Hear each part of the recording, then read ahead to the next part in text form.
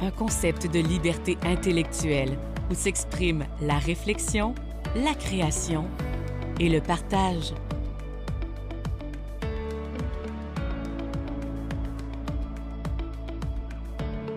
Un concept où des fibres individuelles composent un tissu social varié, uni, pour former une communauté où les histoires prennent vie.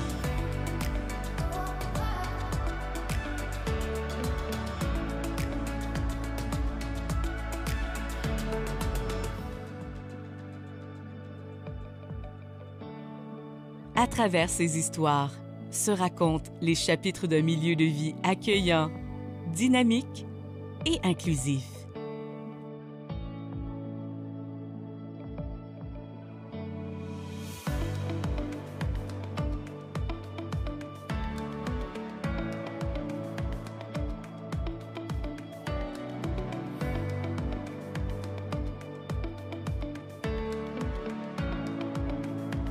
Au fil des jours, ces récits sont une source d'émerveillement, d'amitié et d'échange.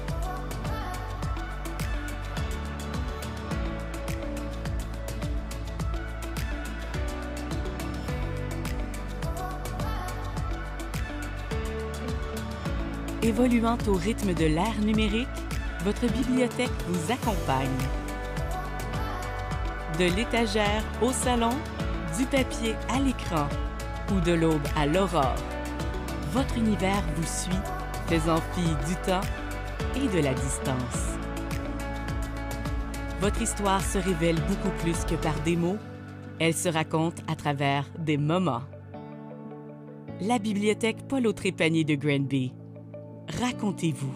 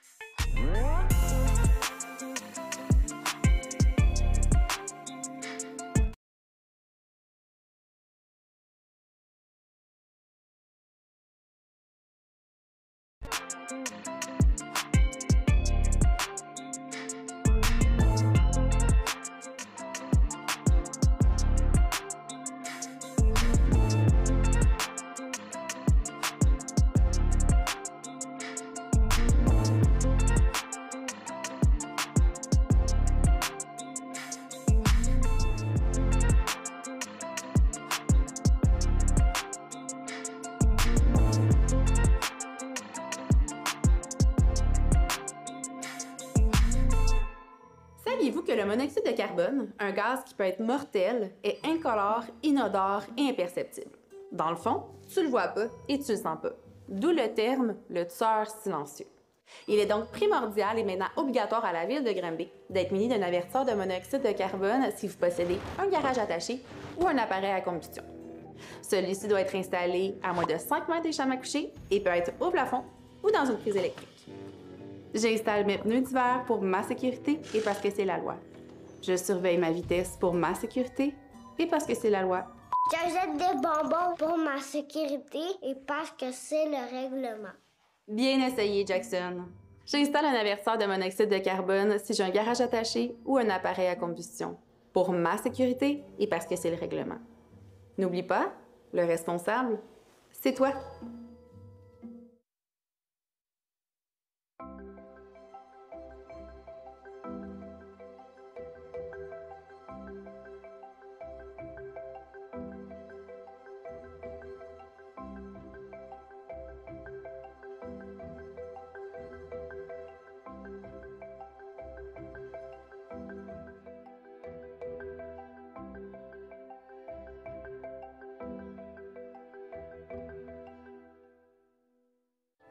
Aujourd'hui, à notre Vox Pop, nous mettons vos connaissances en sécurité incendie à l'épreuve. Suivez-moi. Je te dis Sharpie, ça te passe à quoi? C'est pas une race de petits chiens, ça? Pour moi, c'est un crayon. La Sharpie, c'était la commère du village. Si tu voulais savoir de quoi, t'as juste allé la voir, puis tu savais tout ce qui se passait. Pour vous autres, les Québécois, la Sharpie, c'est de la mousse de sécheuse.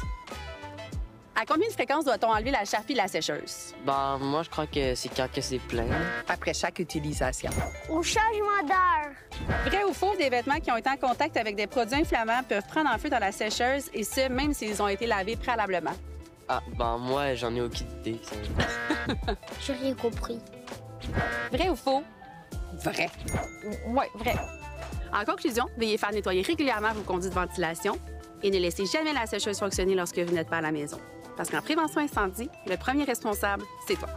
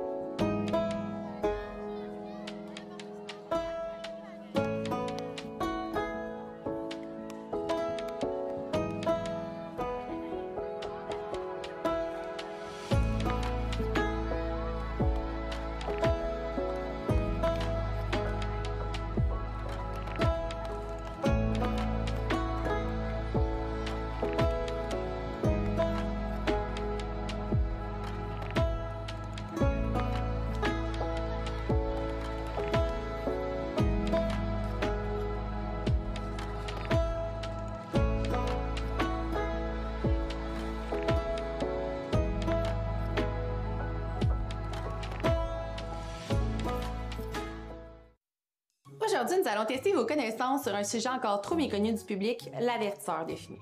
Et là, je sais ce que vous allez me dire. Ben là, c'est facile. Ben, vous seriez surpris. Je suis en compagnie de Jackson. Quel est ton niveau de connaissance, toi, en prévention incendie? Expert! As-tu des avertisseurs de fumée, toi, à la maison? Ben oui, là, tout le monde sait ça.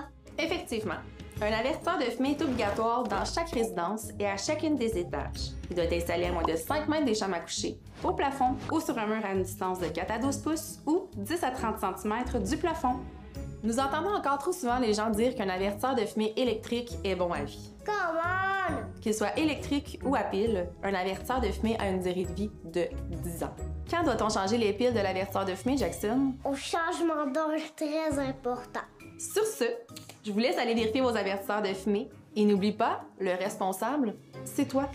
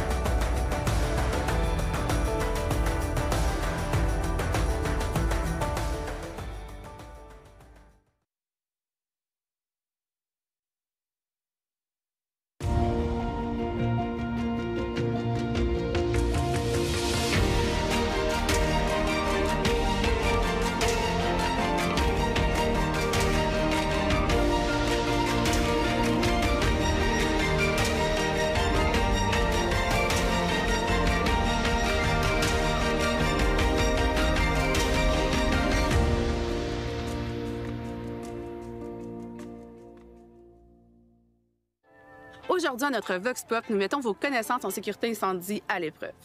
Suivez-moi. Je te dis Sharpie, ça te fait penser à quoi?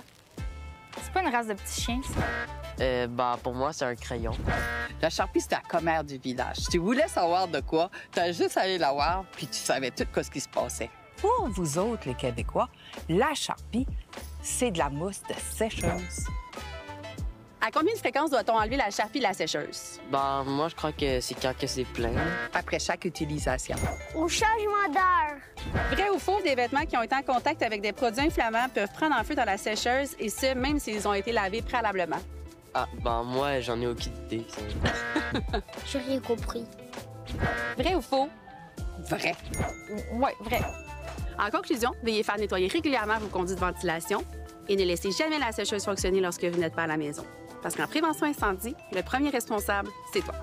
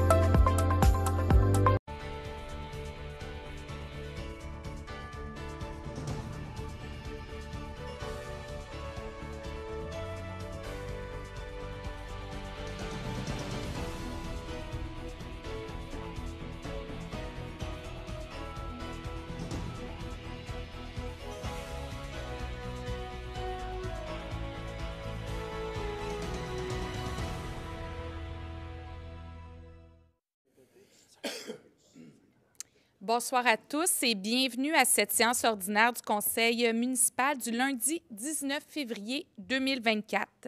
Donc, ouverture de la séance et adoption de l'ordre du jour, donc proposé par M. Vincent, appuyé par Mme Baudin. Donc, nous allons débuter la première période de questions des citoyens et des citoyennes.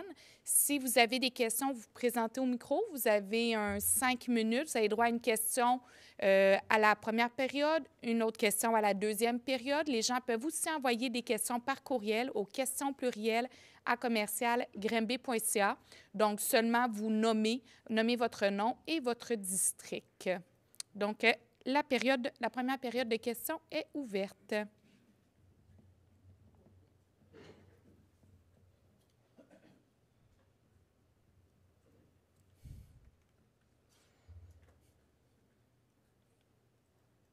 Mesdames, Messieurs, bonsoir. Je m'appelle François Boivage du district numéro 3 de la rue Viti. Il y a 2 semaines, à votre dernière rencontre, vous vouliez voter un projet de règlement pour une modification au zonage de la zone HL06C. Je vois que ce soir, cette question-là sera abordée à nouveau pour, si j'ai bien compris, être annulée. Ce que j'aimerais savoir, c'est que, il y a 2 ans, vous avez accepté de faire un PPU pour l'ensemble de... On était d'ailleurs ici à peu près aux mêmes dates pour en parler. J'aimerais savoir pourquoi, alors que le PPU a été voté, on peut modifier un règlement datant de 2016 qui va affecter directement le PPU voté il y a 2 ans. Bien, on appellera, puis je ne veux pas aller sur le... parce que le point va être abordé un petit peu plus tard.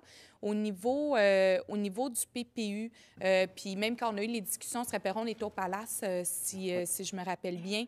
Et le PPU donne des orientations, puis on est venu mettre l'ensemble de la zone à 2 étages. Puis on avait dit à ce moment-là, il peut avoir des possibilités de venir faire des changements, puis c'est ce qui avait été dit à l'ensemble. Et tout ça va passer par un processus où les citoyens seront interpellés. Donc, c'est pour ça qu'on avait débuté le processus dans ce sens-là. D'accord, merci. Merci.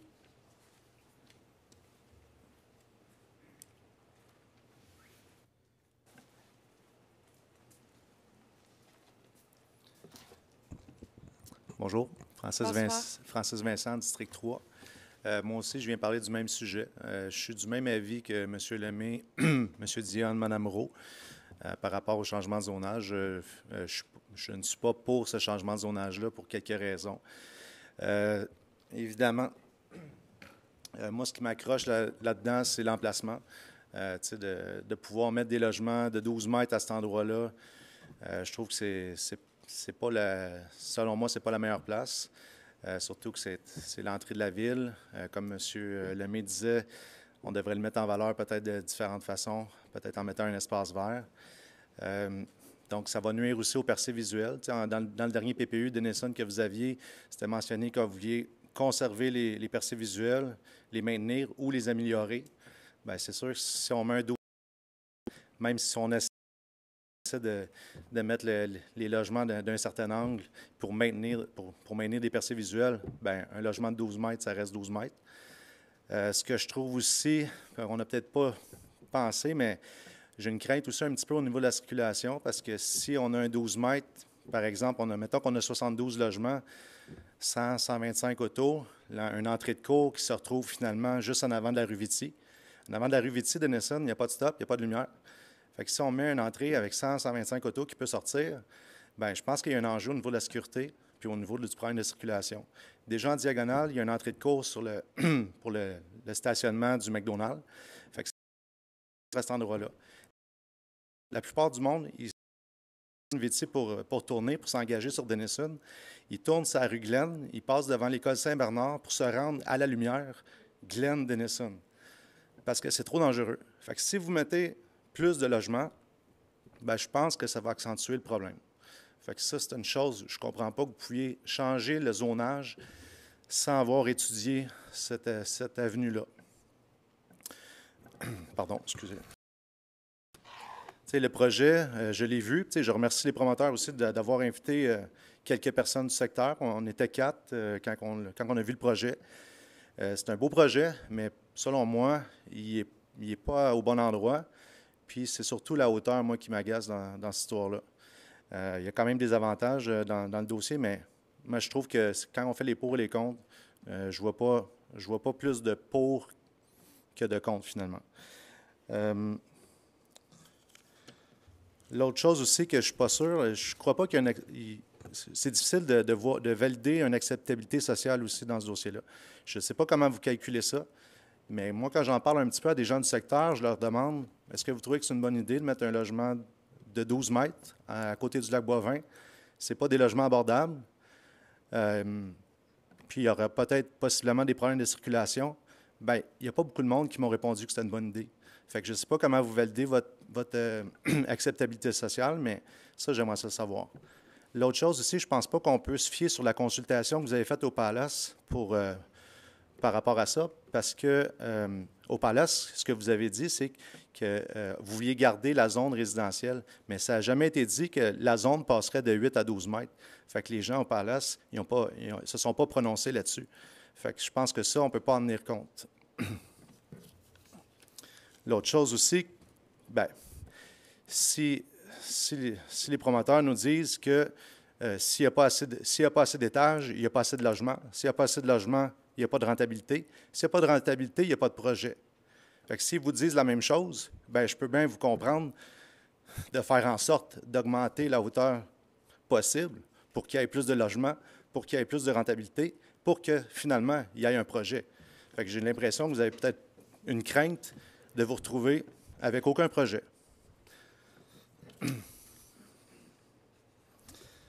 Moi, je crois que vous devriez saisir l'opportunité peut-être pour en faire l'acquisition. Comme ça, vous pourriez faire exactement ce que vous en voulez. Peut-être créer un parc pour réduire les îlots de chaleur, revitaliser les berges du lac, réduire la pollution atmosphérique, améliorer les percées visuelles vers le lac et vers le mont, réduire les coûts de santé, augmenter les revenus du cyclotourisme. Il ne faut pas oublier que oui, on est dans une crise de logement, mais il y a aussi une crise de l'environnement. Je pense que ce serait important d'en tenir compte. Dans le projet, il n'y avait pas de stationnement non plus souterrain à cause de la nappe phréatique. Fait qu'il y a quand même encore beaucoup de stationnement. Fait que c'est ça qui me fait dire que je vais voter contre le changement de zonage. Malheureusement, je ne peux même pas voter, même si je reste à 200 mètres de là. Ça, je trouve ça dommage. Est-ce que je peux poser ma question? Désolé. Non, malheureusement, le 5 minutes est terminé. Oui. Bien, juste un instant, au niveau du décorum, je vais permettre de répondre. Présentement, je pense qu'il n'y a pas de projet qui est sur la table, qu'on ne parle pas de projet présentement. Il y avait eu une demande de changement de zonage et là, on verra au point 9.1 ce qu'il adviendra. Donc, je ne me prononcerai pas en détail. Vous avez fait vos commentaires que vous auriez possiblement fait ce mercredi en assemblée publique de consultation. Donc, on prend note de vos commentaires. OK. Donc, je ne peux pas poser ma petite question? Malheureusement. Merci. Merci.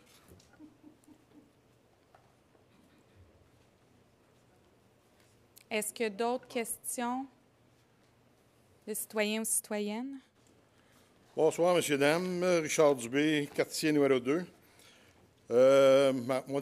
Mon intervention va concerner la population de Granby, mais en particulier les baby-boomers. Donc, les baby-boomers en autour de la table, portez attention, s'il vous plaît. Ça va comme suit. Au mois de janvier, tous les ans, on reçoit notre compte de taxes. Ça, on ne peut pas s'en passer. Et cette année, je me suis posé la question, depuis que je suis propriétaire de ma maison, combien de taxes que j'ai payées à la Ville? Donc, cette année, je suis rendu à plus de 80 000 que j'ai payés à la Ville de Granby. L'autre question, je me suis dit, si on additionnait toutes les taxes que les baby-boomers ont payées à la Ville de Granby, c'est-à-dire propriétaires de maison, propriétaires de commerce, propriétaires de logement, propriétaires d'industrie, ça doit faire des centaines de millions qu'on a donnés à notre ville. Maintenant qu'on est dans un âge vénérable, là, on se retrouve avec des infrastructures 18. Et je donne un exemple. le fameux PALUS, que les baby boomers ont payé des millions pour se retrouver avec un PALUS qui sera raboudiné, on n'est pas capable d'avoir de maquettes virtuelles pour savoir qu'est-ce que ça va avoir l'air. Je vous ai fait la présentation à un moment donné, je vous ai dit, dans les autres villes, les citoyens, ils ont une maquette virtuelle. M. Lemay a même été voir l'aréna Diane. Donc, je ne fais pas de bullshit. Les autres citoyens, pourquoi qu'on n'a pas la chance de voir qu'est-ce que ça va avoir l'air, ce palace-là? Avant, après, la façade, qu'est-ce que ça va avoir l'air? Ça vaut-tu la peine d'investir ce montant-là? L'autre chose que je me dis, nous autres, les baby boomers, on a investi des millions dans notre ville. On a un centre culturel dans un édifice des années 50. Moi, je rentre dans le centre culturel, je me retrouve comme petit cul quand j'avais 7 ans. Est-ce qu'on a le droit d'avoir des infrastructures mieux que ça à notre âge?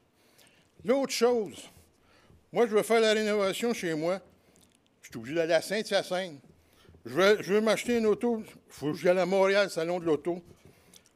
Pas moyen d'avoir. On n'a pas de centre de foire à Granby. Ma question que je poserais aux baby boomers autour de la table, nous autres, les baby boomers, là, on en avait pour 10, 15 ans, 20 ans si on est chanceux devant nous autres. Pourriez-vous dire aux X qui sont à la table qu'on n'a plus le temps d'attendre, puis on aurait aimé ça avoir des infrastructures dignes de ce nom à Granby? C'est-tu trop demandé? Donc, je pose la question, baby boomer. C'est votre dernier, peut-être, gros projet à vie. On ne sait pas dans combien d'années on va peut-être en marchette ou au CHLD. Fait que voulez-vous travailler pour les citoyens qui ont donné des millions et des millions à Granby pour avoir des infrastructures C-18? Merci. Donc, effectivement, l'ensemble des citoyens, que les baby boomers et tout, donnent, oui, avec le compte de taxes, des sous à la ville, qui sert aussi à des services qui sont rendus à chaque année, à chaque jour, que ce soit le déneigement, que ce soit notre service de police, que ce soit notre service de pompiers pour la sécurité des citoyens, qui sert à refaire l'asphalte. Il y a des gens qui vont dire, on peut route. On a mis 47 millions dans les 2 dernières années, puis on va mettre plus d'une trentaine de millions cette année sur la routière. On a rénové la bibliothèque. Il y a un nouveau centre aquatique qui a été fait il y a quelques années. Il y a des infrastructures qui sont refaites. Est-ce qu'on peut tous faire en même temps? Non. Il y a la volonté du conseil de travailler effectivement sur le palace. Mais oui, il y a plusieurs infrastructures à refaire, dont l'usine de traitement des eaux qui va avoir des investissements d'en haut de 130 millions de dollars à faire pour les prochaines années. On sait, l'eau, c'est quand même un enjeu qui est principal. On ne peut pas en manquer et ça risque d'être les plus gros investissements à faire dans les prochaines années qu'on n'a pas le choix de faire. Donc, tu sais, je comprends, M. Dubé, que vous aimeriez qu'on refasse l'ensemble des infrastructures, mais on a quand même, à un moment donné, une capacité à être capable de payer ce qu'on a payé. Donc, on y va en priorité. Et on y va selon les besoins des citoyens. Ce qui ne veut pas dire qu'on arrête d'investir, ce qui ne veut pas dire qu'on ne veut pas en faire ou quoi que ce soit, mais on s'assure de bien respecter et la capacité de payer des citoyens, parce qu'on ne veut pas non plus avoir des augmentations de compte de taxes de l'ordre de 10-15 % si on veut régler l'ensemble de nos infrastructures. Parce qu'on ne se le cachera pas, là, au niveau de la gestion des actifs, là, toutes nos infrastructures, autant nos bâtiments, vous le nommez, là, ça a possiblement été construit toutes dans les mêmes années. Donc, c'est sûr, on arrive à des fins de vie de peut-être ou des bâtiments plus désuets dans plusieurs secteurs. Et c'est des choix qu'on a à faire pour dire, bien, selon les priorités, selon les besoins des citoyens, vers quoi on investit. Puis c'est sûr que, oui, l'usine de filtration va prendre possiblement beaucoup de sous dans les prochaines années. Oui, le palace demeure une priorité. Oui, nos rues est aussi une priorité, nos infrastructures routières, là. Merci.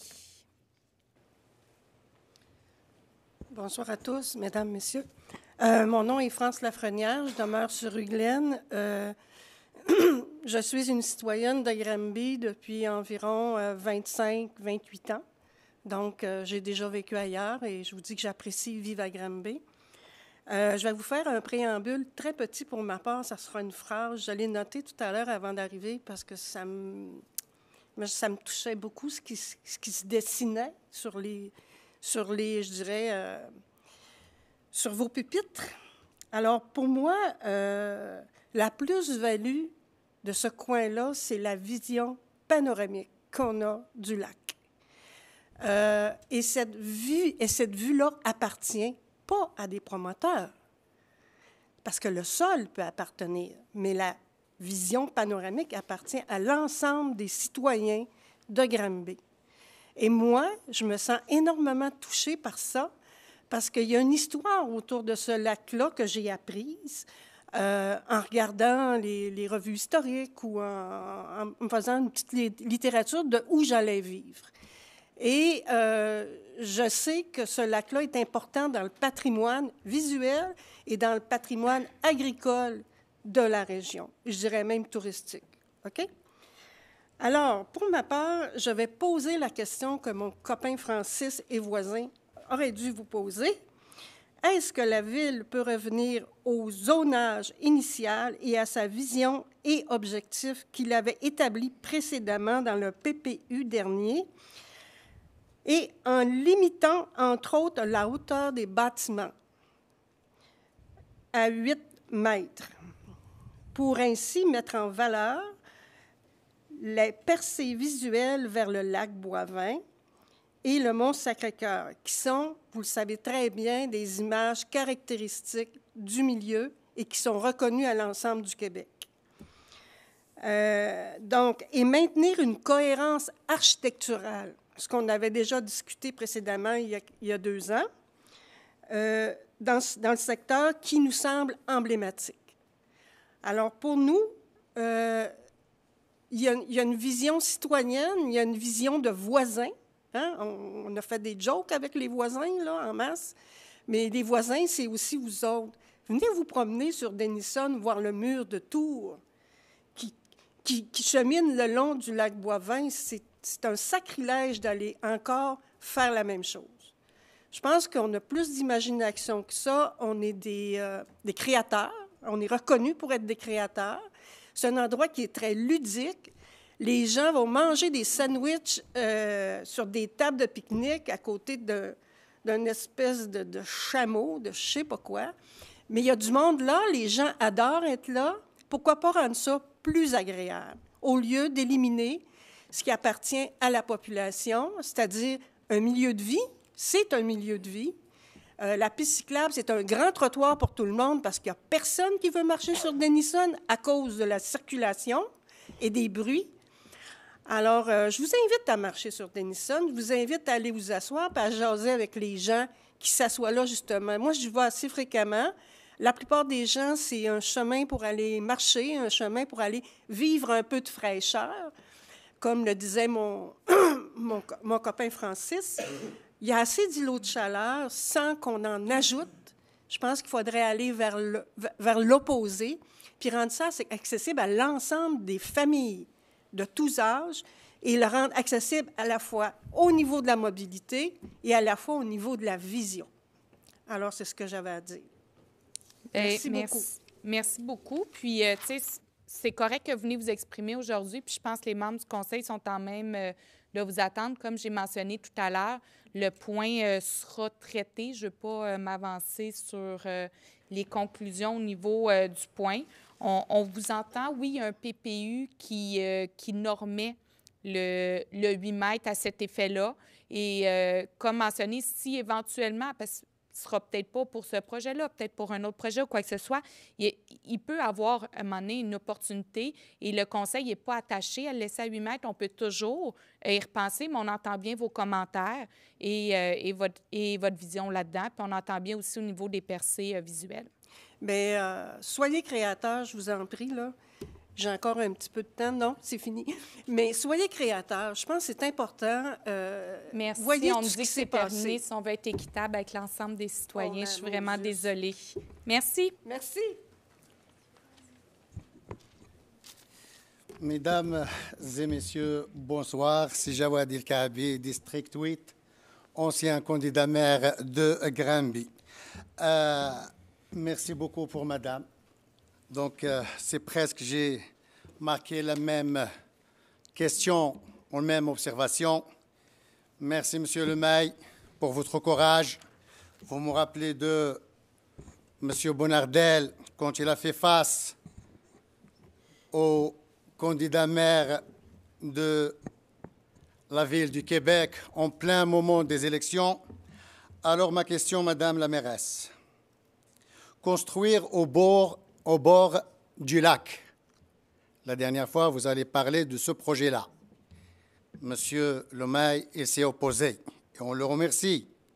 Et comme il a dit la dame, le lac, c'est un patrimoine, madame. Et si vous laissez la construction avance vers le lac, il est où le droit des citoyens de marcher? Au moment des élections, vous avez promis les citoyens des terrasses au bord du lac, une plage, et de tout ça, ça reste des discours, mais la vérité, c'est d'envahir l'entourage du lac Boivin. Alors, la première question, madame, dans ce sens-là, pourquoi que vous n'avez pas demandé aux citoyens s'ils s'opposent à ce projet qu'ils se présentent au micro? Parce qu'on s'oppose, c'est la loi, c'est le règlement des municipalités. Donc, vous ne nous avez pas demandé si on est d'accord ou pas en tant que citoyen. On est d'accord. J'ai vu aussi Mme Baudin qui s'est retirée au moment de cette question. J'aimerais bien savoir pourquoi. Et surtout aussi, c'est l'environnement. Ça touche aussi l'environnement. Donc, je m'oppose à ce projet et je vous demande, Madame la mairesse, de tenir vos paroles et de laisser l'entourage du lac comme propriété pour les citoyens, pour qu'on vive aussi. Ça rentre aussi dans la qualité de vie des citoyens, ça aussi, l'infrastructure, parce que vous avez vos voitures, vous avez les grands salaires. Oui, vous sortez toujours en Europe ou au Canada, vous faites le tour sur les frais du contribuable. Mais nous, les pauvres de la ville, on est étouffés. Il n'y a rien ici dans cette ville. On est coincés. Donc, on aimerait bien s'amuser comme vous. Mettez-nous une bonne ambiance, s'il vous plaît. Et dans le même sens, l'IMQ et la Fédération municipale, etc., l'IMQ, c'est l'Union des municipalités du Québec, ce sont deux associations. Non, c'est pas l'IMQ. Des municipalités canadiennes, etc. Les associations à but non lucratif. Donc, vous êtes adhérés, vous, le conseil municipal, dans ces deux associations. Vous payez des frais, ici l'argent des contribuables, qui vous a donné cette autorisation. Pourquoi vous n'avez pas passé pour une consultation publique? Et pire que ça, donc vous avez décidé, Madame Bourdon et l'ensemble du conseil municipal, de vous gâter avec l'argent du contribuable. Alors vous avez décidé, Madame Bourdon, 15 512 $ entre la période de 22-24 février à Montréal. Il y a Monsieur Stéphane Gillard, Monsieur Goulet, Monsieur Lemay, Madame Tremblay, Madame Baudin et Monsieur Dionne. 15 000 $ pour 2 jours ou pour 3 jours. Pourquoi faire? D'ici à Montréal, on peut dire 100 $ de gaz aller-retour, juste 50 $. 50 $, c'est déjà assez. Vous pouvez utiliser deux voitures aller-retour. On va dire 100 $ par jour. 200 $ pour aller-retour pendant les 2 jours-là. Et voilà, on peut dire qu'on va vous réserver 5 000 $ de nourriture. Allez, caviar si vous voulez, tout ce que vous voulez. Mais 15 000 $, c'est beaucoup. Nous, ici à Granby, on souffre, il y a la famine. Les gens ne trouvent pas l'argent pour payer leur loyer. Et vous, mes chers mesdames et messieurs les conseillers, vous vous gâtez avec les salaires. Même les conseillères et les conseillers, ils travaillent juste à mi-temps. Et vous êtes payés à 50 000 $ et plus. Et aussi, Madame Bourdon, avec Monsieur Goulet, vous allez partir à Calgary, 9 106 $ aussi, pour entre le 20 et le 21. Vous allez faire quoi avec ce 9 000 $, madame? On peut dire 2 000 $ pour l'avion aller-retour. 7 000 $, qu'est-ce que vous allez faire avec 7 000 $? Vous allez manger 3 000 $ à chaque jour. Donc, si vous gaspillez l'argent du contribuable, on dirait que vous avez gagné. Faire un peu d'économie, mesdames et messieurs les conseillers et les conseillers, et madame la mairesse, et je vous remercie. Donc, Monsieur El Kaabi, Selon moi, ce que vous avez essayé de dire lorsque vous parlez de la consultation citoyenne, c'est qu'une consultation citoyenne qui s'en venait sur le projet ce mercredi, effectivement. Hein? Lorsqu'on parle que des règlements qui changent comme ça, il y a un avis de motion qui a été fait à la dernière assemblée publique.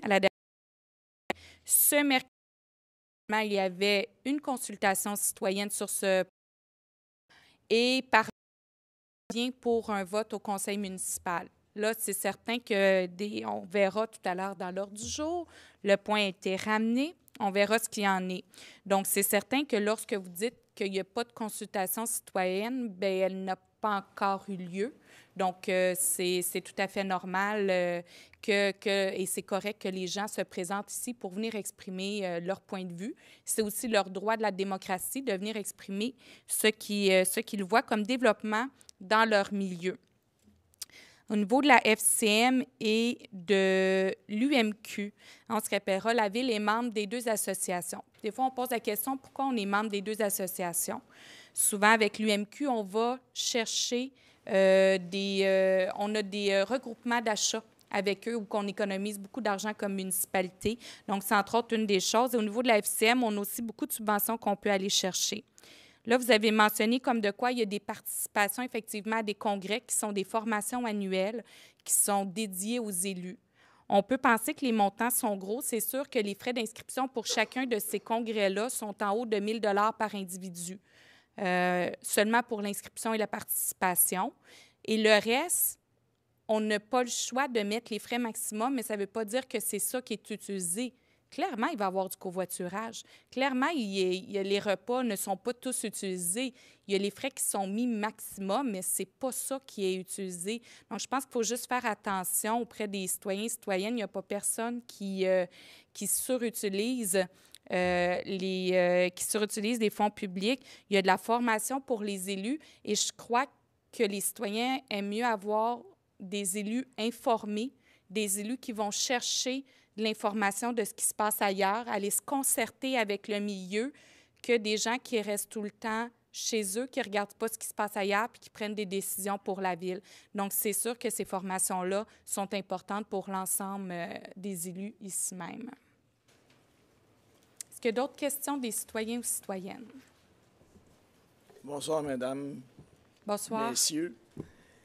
Pierre-Albert Morin, quartier 5, 445 rue Irwin à Granby. Je voudrais juste en profiter un petit moment pour remercier tous ceux qui ont signé ma pétition en ligne et qui, malheureusement, n'ont pas abouti comme je l'aurais voulu. D'autre part, étant donné le point 9.1 que vous allez développer, s'il y a un développement là-dedans, moi, je pense beaucoup à le père de M. Goulet, dans le temps, lorsqu'il avait fait un référendum pour les terres mineures. Je pense que ça serait important parce que c'est pas rien que pour le quartier, mais aussi pour l'ensemble de la ville. Moi, j'ai été marcher aujourd'hui en Tour-du-Lac, juste déjà à la bâtisse du bowling. Je trouve que c'est affreux. Ça dépend dans notre ville. Alors, je pense que ça serait important que toute la ville participe à ça. Ça, c'était une partie. Le reste, ça va être des questions en rafale. À quand la réalisation de la piste cyclable, pas la piste cyclable, mais la piste et pelouse à Granby? Êtes-vous rendu dans le processus? Quand annoncerez-vous avec VDC la bonne nouvelle d'une piste pelouse à Granby, promesse électorale du ministre Bonnardel à l'époque, en 2018, et demander aux médias ici présents de continuer à vous questionner là-dessus. Je voudrais aussi vous demander, Madame la mairesse, de fournir des noms politiques, mais bien concrètes.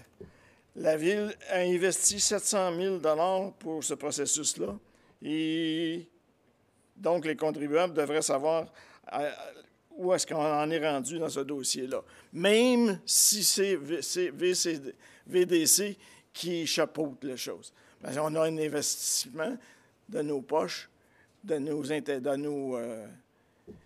nos taxes. Et j'abonde du côté de M. Richard Dubé. On a beaucoup de choses à faire au niveau des infrastructures. Et puis je m'enlève le chapeau d'être sur le CA de VCC. Mais bien, je trouve l'accès à la salle d'exposition de vie culturelle communautaire de Boréal, désuète, l'accès. La salle est superbe, mais le monde ne savent même pas qu'est-ce qui se passe là-dedans. Ils passent devant, c'est une vieille école, ou c'est une école, il n'y a rien de...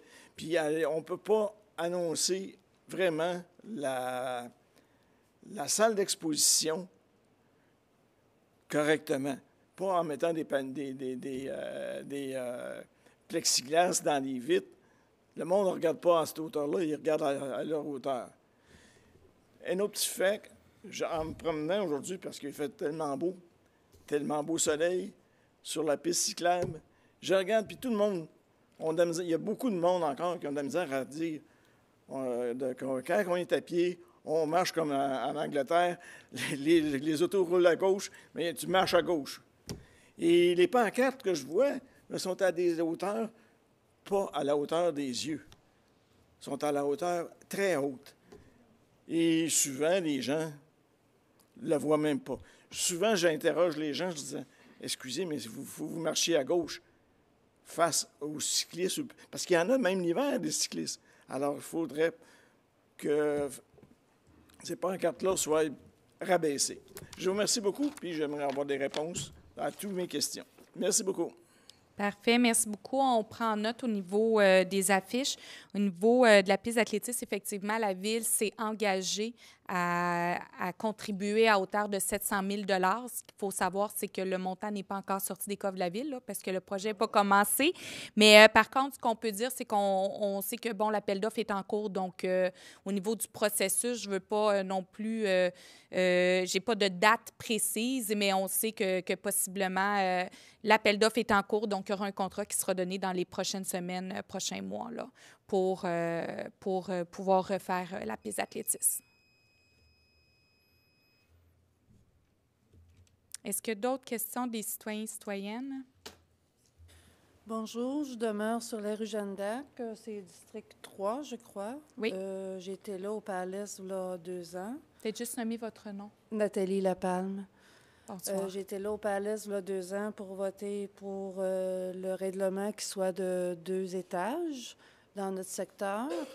Et vous dites qu'il y a pas de projet. J'entends qu'il y a un projet. Est-ce qu'il y en a un? Est-ce qu'il n'y en a pas? C'est comme vous avez dit tantôt, il n'y a pas encore de projet sur la table, alors que tout le monde dit que oui, il y a un projet. S'il y en a un, bon, s'il n'y en a pas, tant mieux, mais s'il y en a un, ça serait préférable qu'il y ait un référendum pour savoir si ce changement de zonage-là pourrait être voté, parce que le lac appartient effectivement à tous les citoyens de Granby. Moi, je suis native d'ici, j'y tiens. Et pourquoi pas établir un parc un peu comme l'autre bord du lac, comme monsieur a mentionné tantôt? On a un espace vert, l'autre côté du lac, sur la rue Lansdowne, tout le secteur du parc Daniel Johnson. Pourquoi pas faire de même afin d'éviter d'autres bâtisses, d'autres immeubles qui n'arrêtent pas de bâtir? Je travaille pour l'OBV Yamaska, madame, et je sais très bien tout ce qui est mis pour sauver le lac Boivin, toute l'énergie des biologistes pour sauver l'eau, pour sauver la rivière Yamaska. Donc, je pense que le terrain aussi qui bordure le lac en fait partie. Et la piste cyclable, le parking et la bâtisse du tourisme appartient à qui? Le stationnement appartient à la Ville. Donc, pourquoi pas élargir un petit peu et protéger toute cette zone-là qui sauverait le secteur? C'est mon opinion. Merci. Merci. Peut-être juste rappeler pourquoi on ne parle pas de projet, c'est que nous, comme élus, on pose un geste sur une modification de règlement de zonage. Donc, nous, c'est là-dessus qu'on intervient. On intervient, est-ce qu'on veut, oui ou non, faire une modification de zonage? Donc, c'est pour ça qu'on parle du zonage qu'on parle d'un nombre de mètres et on parle de tout ça.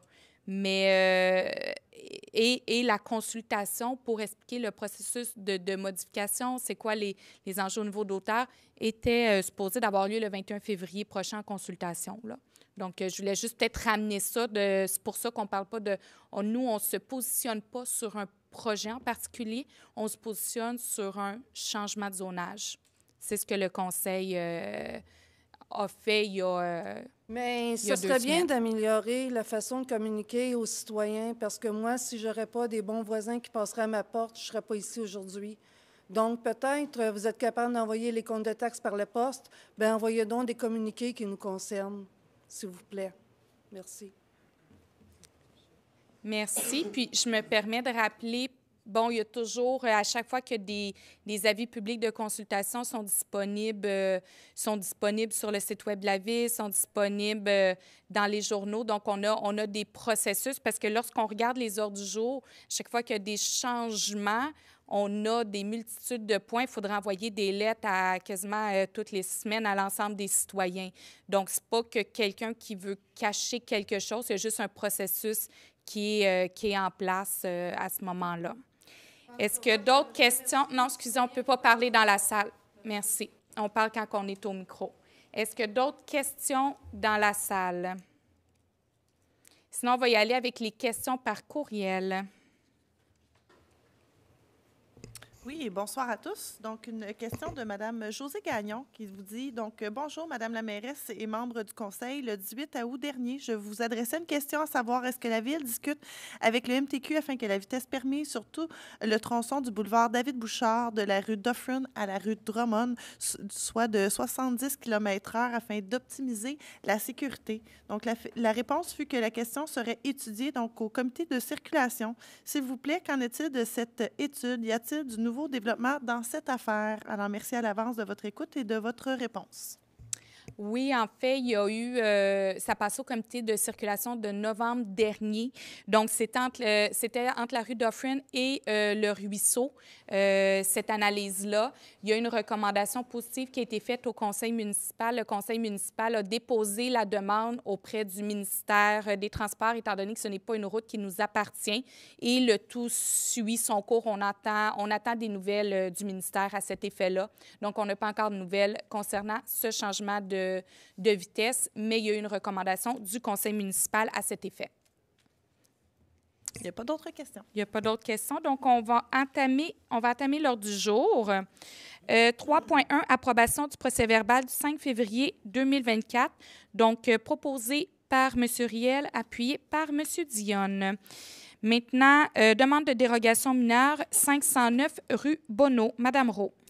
Alors, bonsoir. Considérant la recommandation du comité consultatif d'urbanisme à l'effet d'autoriser cette dérogation mineure, il s'agit d'accorder la demande de dérogation mineure pour la propriété située au 509 rue Bonneau, de façon à autoriser 2 futurs lots d'une largeur d'au moins 41,3 mètres pour le lot numéro 6 610 764 et d'au moins 41,31 mètres pour le lot 6 610 763, considérant qu'en vertu des dispositions du règlement de lotissement, il est établi que la norme est de 50 mètres. J'en fais la proposition.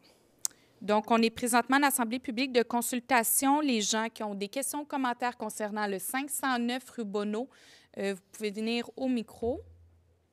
Sinon, est-ce qu'on avait eu des questions par courriel? Non. Donc, proposé par Mme Roux, appuyé par M. Goulet. 3.3.1, concernant un usage conditionnel au 1740 rue principale, M. Giard. Oui, merci beaucoup. Bonsoir à tous. Considérant la recommandation du comité consultatif d'urbanisme, il s'agit d'accepter la demande de permis de construction pour la propriété située au 1740 rue principale, visant la construction de 3 bâtiments d'un étage exactement, d'une largeur de 10,97 mètres et d'une profondeur de 91,44 mètres pour une superficie totale au sol d'environ 3009 mètres et 3,3 mètres carrés. Je fais la proposition, Madame la mairesse. Merci beaucoup. Donc, nous sommes présentement en assemblée publique de consultation concernant le 1740 rue principale. S'il y a des gens qui ont des commentaires ou des questions, vous pouvez venir au micro. Ou sinon, est-ce qu'on avait déjà par courriel? Non. Donc, proposé par M. Giard, appuyé par M. Lemay. 5.1 concernant un renouvellement d'adhésion, M. Lacasse. Alors, bonsoir, mesdames, bonsoir, messieurs. Je propose de renouveler l'adhésion de la Ville de Granby à la Fédération canadienne des municipalités, de payer la cotisation pour la période du 1er avril 2024 au 31 mars 2025 pour un montant total de 18 624,63 $, plus les taxes applicables. Alors, j'en fais la proposition, Madame la mairesse. Merci beaucoup. C'est appuyé par M. Riel. 5.2 concernant un avis de contamination, M. Goulet. Merci, Madame la mairesse. Bonsoir à tous. Après étude et considération, il est proposé d'autoriser la publication d'un avis de contamination sur l'immeuble situé au 553 rue Léon-Miel, mieux connu sous le nom de la Cresswell. J'en fais la proposition, Madame la mairesse. Merci beaucoup. C'est appuyé par M. Riel et c'est une première étape pour la Cresswell. 5.3.1 concernant l'adoption du rapport annuel. M. Riel.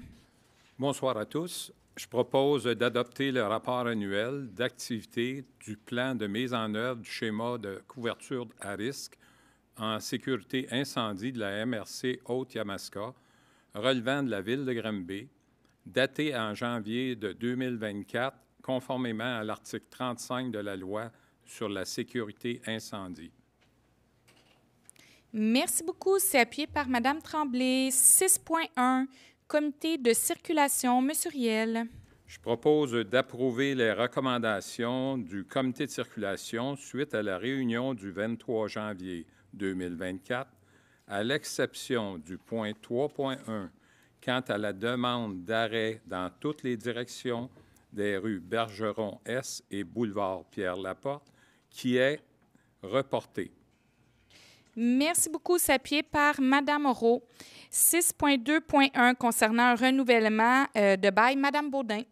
Oui, merci. Bonsoir à toutes et à tous. Donc, je propose de renouveler le bail conclu avec la société de gestion Cogir SNC relativement à la location de 45 cases de stationnement situées sur le terrain de stationnement situé au 27 rue Young pour un terme additionnel de 3 ans, c'est-à-dire jusqu'au 31 mai 2027, et d'indexer à compter du 1er janvier 2025 le loyer annuel unitaire selon l'indice des prix à la consommation du mois d'octobre de l'année précédente.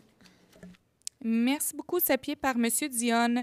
6.2.2 concernant un renouvellement. M. Vincent. Merci, Mme la mairesse. Il est ici de renouveler l'entente conclue avec le Centre intégré universitaire de santé et de services sociaux de l'Estrie relativement à l'application du règlement sur la circulation, le stationnement et la sécurité publique pour un terme additionnel de 5 ans, soit jusqu'au 6 septembre 2029. J'en fais la proposition, Mme la mairesse. Merci beaucoup. C'est appuyé par M. Lacasse. 6.2.3 concernant un renouvellement d'entente. M. Riel. Je propose de renouveler les ententes conclues avec la municipalité de Saint-Paul-de-Botsford, la ville de Saint-Hyacinthe, ainsi que la ville de Cowansville, relativement à l'établissement d'un plan d'aide mutuelle pour la protection contre les incendies pour un terme additionnel d'1 an. On va recommencer. M. Riel va réouvrir son micro. Allez-y, M. Riel. Je m'excuse. Je propose de renouveler les ententes conclues avec les municipalités Saint-Paul-d'Abbotsford, la ville de Saint-Hyacinthe, ainsi que la ville de Cowansville, relativement à l'établissement d'un plan d'aide mutuelle pour la protection contre les incendies pour un terme additionnel d'1 an. Merci beaucoup. C'est appuyé par M. Giard. 6.2.4 concernant un renouvellement d'entente. M. Riel.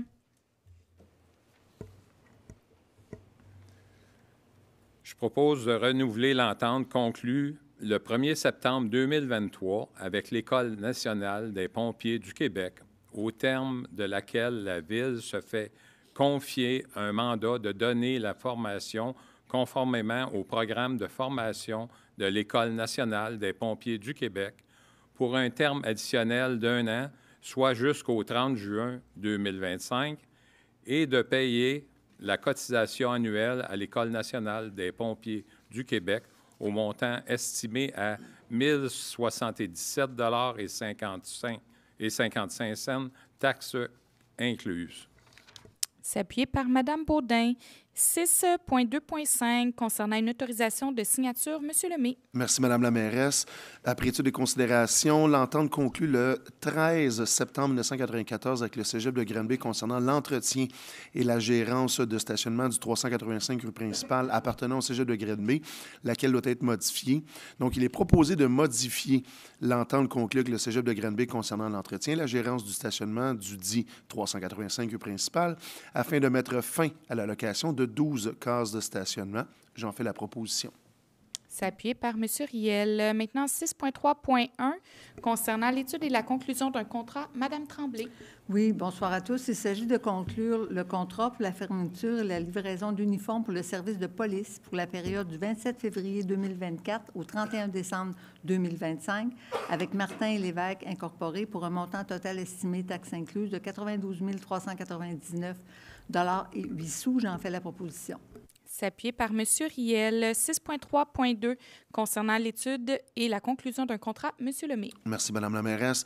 Donc, après étude des considérations, il est proposé de conclure le contrat pour le service de lavage extérieur de vitres pour une période de 3 ans au plus bas soumissionnaire conforme, soit vitre.net, pour un montant total taxes incluses de 71 537 et 45 $. J'en fais la proposition.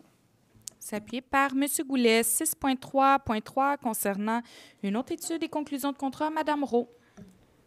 Alors, il s'agit de conclure le contrat pour des travaux de concassage et de tamisage de résidus de béton et d'asphalte accumulés sur le terrain du garage municipal afin d'obtenir un granulat concassé au plus bas soumissionnaire conforme, soit Bricon, pour un montant total estimé, taxes incluses, de 49 761 $ et 18 sous. J'en fais la proposition. C'est appuyé par Mme Baudin. 6.3.4 concernant la licence pour la lecture des compteurs d'eau. Mme Baudin. Oui, je propose ici de conclure le contrat pour le renouvellement des licences pour l'accès à la plateforme XO permettant la lecture des compteurs d'eau sans appel d'offres pour la période du 1er mars 2024 au 31 décembre 2028 avec groupe Xtelia pour un montant total, taxes incluses, de 74 921 $ et 16 cents. Merci beaucoup. C'est appuyé par M. Dionne. 6.3.5 concernant une annulation de l'appel d'offres. M. Lacasse. Alors, effectivement, le 6.3.5, considérant qu'aucune soumission n'a été reçue, alors je propose d'annuler l'appel d'offres pour le mandat de service professionnel d'une firme pour assurer l'ensemble de la gestion et de la vente des espaces d'affichage publicitaire dans les installations sportives identifiées de la ville de Granby. Alors, j'en fais la proposition. Merci beaucoup. C'est appuyé par M. Lemay. 6.3.6 concernant l'entretien et le prolongement du réseau d'éclairage de rue. M. Dionne. Merci, Madame la mairesse. Bonsoir à tous ici à la maison. Donc, après étude des considérations, je fais la proposition de reconduire le contrat pour l'entretien et le prolongement du réseau d'éclairage de nos rues avec Fernando Lagacé Électrique enregistré pour une période additionnelle d'1 année, au même prix que le dernier contrat avec une majoration de 3 % pour un montant total estimé, taxes incluses, de 165 925 et 6. Merci beaucoup. C'est appuyé par M. Vincent. Maintenant, 6.3.7 concernant l'acquisition de véhicules légers. Mme Baudin.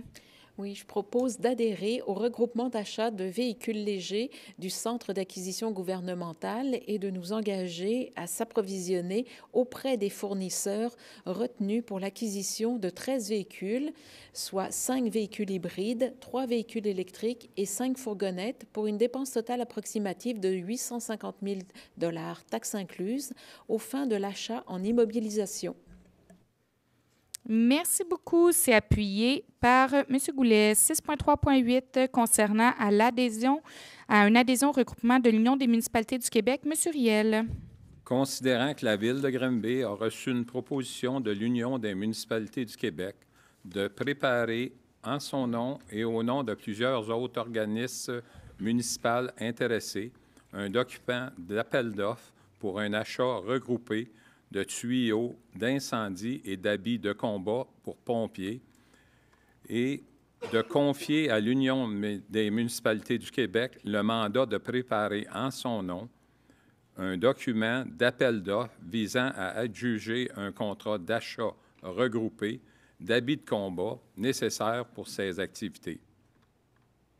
Merci beaucoup. C'est appuyé par Mme Tremblay. 7.1, frais de recherche et de secrétariat, M. Giard. Oui, il s'agit de déposer, conformément à l'article 31.5.5 de la loi sur le traitement des élus municipaux, la liste des remboursements autorisés par la municipalité relativement aux frais de recherche et de secrétariat pour l'année 2023. J'en fais la proposition, Mme la mairesse. Merci beaucoup. C'est appuyé par M. Lemay. 8.1, mouvement de main-d'œuvre, M. Giard. Oui, il s'agit d'autoriser ou de ratifier la liste des mouvements de main-d'œuvre pour la période du 3 août 2023 au 4 mars et de souligner l'embauche de M. Simon Beausoleil au poste d'ingénieur de projet à la division ingénierie au service des infrastructures des eaux et de la mobilité durable. L'embauche également aussi de M. Alexandre Rousseau-Cabana au poste de policier auxiliaire au service de police. Souligner l'embauche de M. Frédéric Giroux au poste de coordonnateur du transport en commun à la division ingénierie des services des infrastructures des eaux et de la mobilité durable.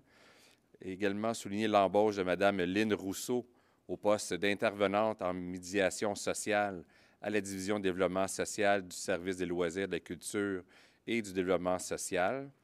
D'autoriser le changement de statut de Mme Eliane Carignan au poste de policière permanente au service de police.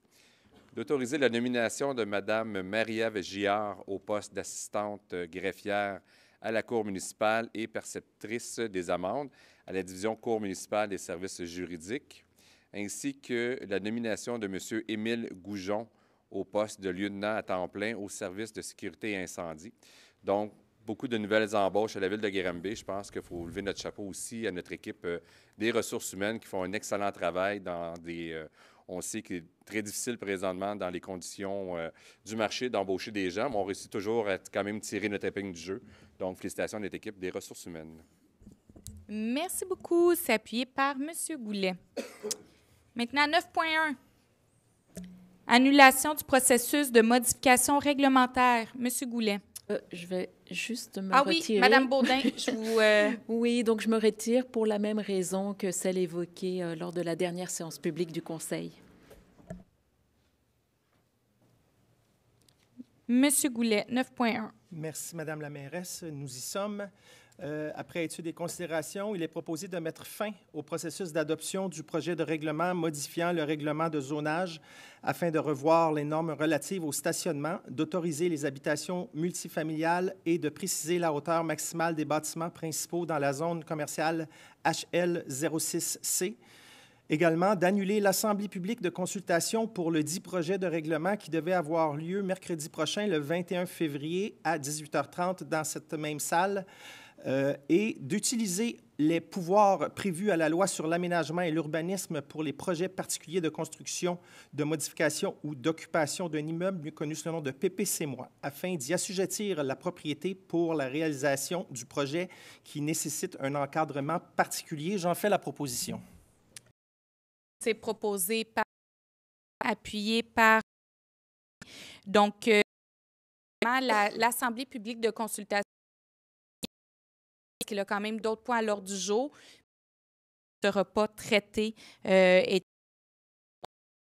le processus réglementaire. Donc, voilà. 10.1. Autorisation à présenter une demande d'aide financière. Ah, Catherine, excuse-moi, Catherine. Tout va bien. 10.1. Autorisation à présenter une demande d'aide financière dans le cadre du programme Signature Innovation. Monsieur Goulet. Merci, Madame la mairesse. Considérant que le programme Signature Innovation de la MRC de la Haute-Yamaska vise la réalisation de projets concrets et innovateurs afin de permettre à celle-ci de développer une identité territoriale forte autour du vélo, considérant que le conseil municipal a pris connaissance des modalités d'application du programme et s'engage à le respecter, il est proposé de présenter une demande d'aide financière auprès de la MRC de la Haute-Yamaska dans le cadre du programme Signature Innovation pour la mise en place de stationnements sécurisés aux endroits suivants, soit le parc Daniel Johnson, la bibliothèque, le centre aquatique Desjardins, le stationnement Johnson et le centre Notre-Dame. J'en fais la proposition. Merci beaucoup. C'est appuyé par Mme Baudin. 10.2 concernant une autorisation de signature. Monsieur Dionne. Oui, merci. Donc, considérant que l'adhésion au programme d'excellence en eau potable, volet traitement, peut avoir une valeur ajoutée pour la Ville et que Le programme comporte, entre autres, un volet reconnaissance qui récompense les efforts des municipalités. Considérant aussi que l'adhésion au programme permettra des échanges de connaissances et donc, ultimement, l'optimisation de la station de traitement de l'eau potable, je fais la proposition de conclure l'entente relative à l'application du programme d'excellence en eau potable, volet de traitement entre le réseau environnement et la Ville de Granby. Merci beaucoup. C'est appuyé par Mme Rowe. 10.3 concernant une réception provisoire. M. Goulet. Merci, Mme la mairesse. Il est proposé d'accepter la réception provisoire des travaux de réfection partielle de la voirie rurale des rues diverses pour le quartier Terrasse-Bellevue, réalisés conformément aux plans et devis. J'en fais la proposition. Merci beaucoup. C'est appuyé par M. Giard. 12.1 concernant une bonification de budget pour l'aide financière pour le programme d'hébergement temporaire. Mme Rowe. Alors, considérant les besoins observés dans la communauté en matière de pénurie de logement, je propose d'accorder une aide financière supplémentaire à l'Office d'habitation de la Haute-Yamaska-Rouville d'une somme de 2 831,12 $ pour la gestion du programme d'hébergement temporaire et d'aide à la recherche de logements volet 1. Voilà. Merci beaucoup. C'est appuyé par M. Dionne. 12.2 concernant une activité spéciale. M. Lemay. Merci, Mme la mairesse.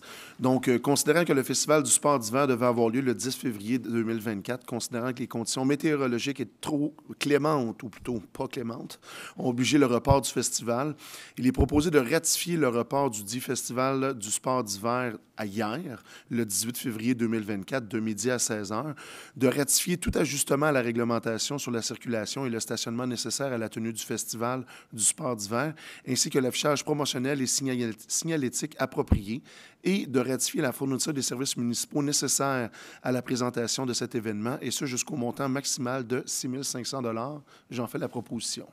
Merci beaucoup. C'est appuyé par M. Lacasse. 12.3 programme de remise de bourse de la persévérance scolaire. Mme Rowe. Alors, bien contente de cette annonce, considérant que l'objectif des bourses de la persévérance scolaire est de souligner et d'encourager la constance, l'engagement et les efforts continus des jeunes, je propose d'accorder une aide financière totale de 3 000 $ remise sous forme de 2 bourses de persévérance scolaire de 300 $ à chacune des 5 écoles secondaires du territoire de Granby, à savoir École de la Haute-Ville, École L'Envolée, École Joseph-Hermas-Leclerc, École secondaire du Verdivin et finalement le Collège du Mont-Sacré-Cœur.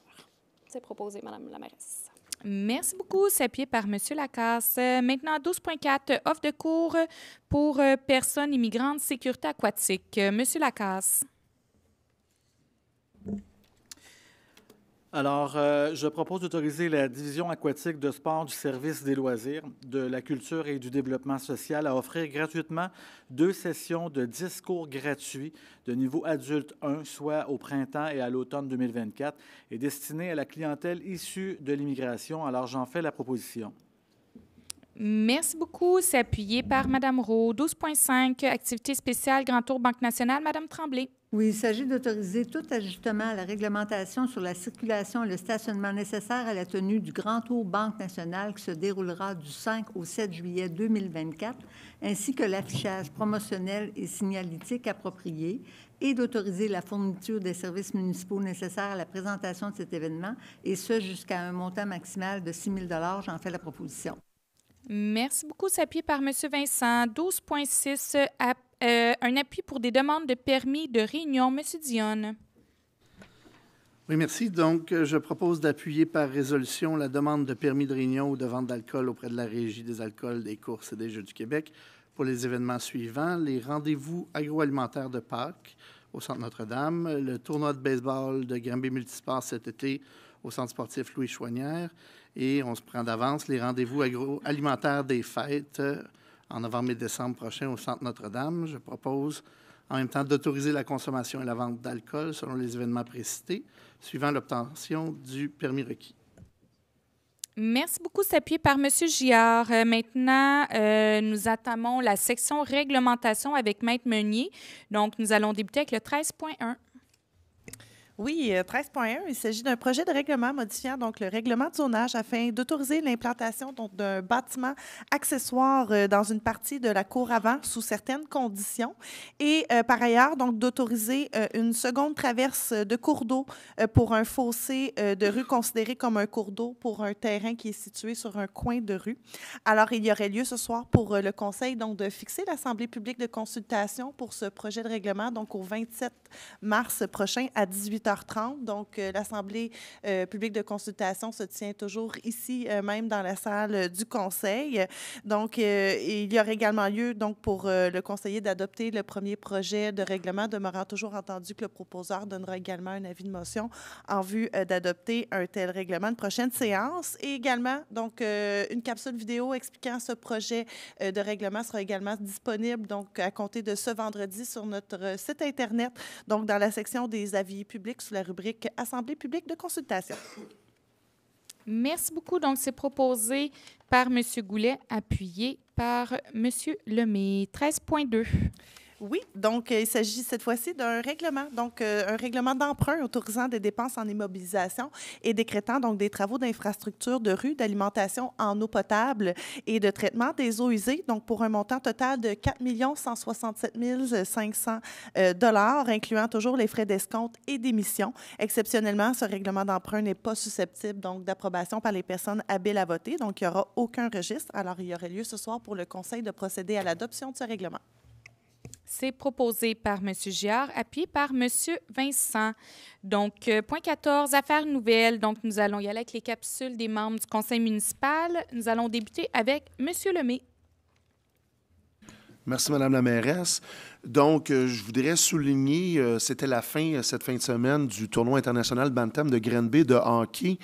Je voulais souligner le travail de l'excellente équipe de Éric Plante, le président du tournoi, qui ont superbement mené la barque. Là, on parle de exactement 200 matchs qui auront eu lieu au centre Léonard Grondin, des équipes venant d'aussi loin que la Suisse.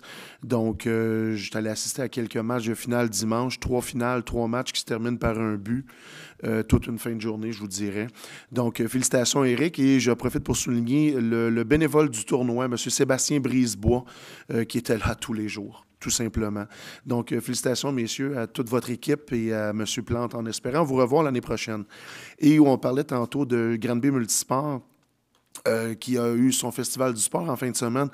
Ça n'a pas été facile. Ils ont dû remettre une première fois à cause de la pluie qui était définitivement pas clémente, la température qui n'était pas clémente la semaine passée. Donc, félicitations à l'équipe de Marie-Pierre, Valérie, Fanny, Alexandre. Vous avez tenu le fort. Vous nous avez donné une belle activité hier, même si c'était cru, comme dirait mon grand-père. C'était froid, mais vous avez été là. Merci beaucoup. Ce fut très plaisant. Voilà.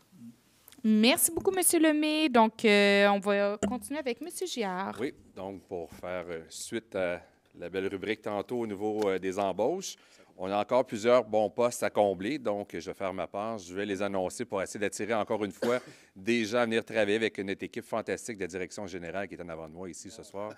Donc, on a des postes de commis à la paye, animatrice, animateur, arboricultrice, arboriculteur, partenaire principal en ressources humaines, capitaine des opérations, service sécurité incendie, chef division opérations, service sécurité incendie, préposé principal à l'expérience client. Il y a également technicien en mécanique du bâtiment, responsable aux dossiers spéciaux, et également chef opération service sécurité incendie et secrétaire au service juridique. Tous ces postes, la date de tombée est au mois de février, donc d'ici la fin du mois. Donc, vous avez encore quelques jours pour pouvoir soumettre votre candidature. Maintenant, il y a les postes qui se terminent la première semaine du mois de mars.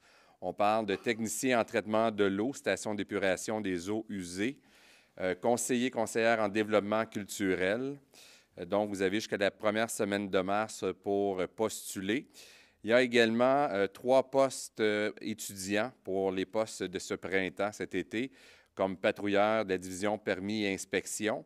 Donc, vous avez jusqu'au 1er mai pour vous inscrire. Et bien entendu, il y a toujours notre banque de candidatures qui est ouverte à l'année pour les postes de policières et policiers temporaires. Donc, tous ces beaux postes-là vous attendent sur notre site de la ville de Granby. Merci. Merci beaucoup, M. Giard. Et nous allons y aller avec Mme Tremblay. Petite rubrique culturelle. Donc, je vais commencer. Dimanche qui s'en vient, l'Harmonie de Granby présente 2 spectacles. Ça va être dans le foyer du Palace, OK? Il y a un spectacle qui est à 13h30 et il y en a un autre qui est à 15h30. Ça s'appelle Amour et passion, un stage band. Donc, en espérant vous y rencontrer. Fait que ça va être pour l'Harmonie de Granby. Ensuite de ça, la dernière fois, je m'étais pris d'avance, mais je réitère mon invitation. On sait que la Journée de la femme s'en vient, le 8 mars. Si vous n'êtes pas au courant, je vous le dis encore une fois. Femme et fière, Mme Geneviève Roux va être là comme conseillère municipale. Fait que vendredi à 8h, de 18h30 à 20h, c'est la Journée internationale des droits des femmes. Ça va être souligné de façon particulière à la bibliothèque cette année. Donc, il y a 40 places de disponibles. Au plaisir de vous y rencontrer. Par la suite, le lendemain, on ne lâche pas, le lendemain, on s'en va au Centre Notre-Dame. C'est organisé par la FEAS, le droit des femmes, les femmes en action. Il va y avoir des conférences de presse, des documentaires, des échanges interculturels, des tables rondes, des kiosques, des traiteurs, des prestations musicales. Ça dure toute la journée de 9h30 à 15h30 au Centre Notre-Dame, au 270 principal. Ensuite de ça, restez à l'affût, ça s'en vient. Vous savez que notre salon du livre, le premier salon du livre va avoir lieu, donc ça s'en vient. Ça va être annoncé cette semaine.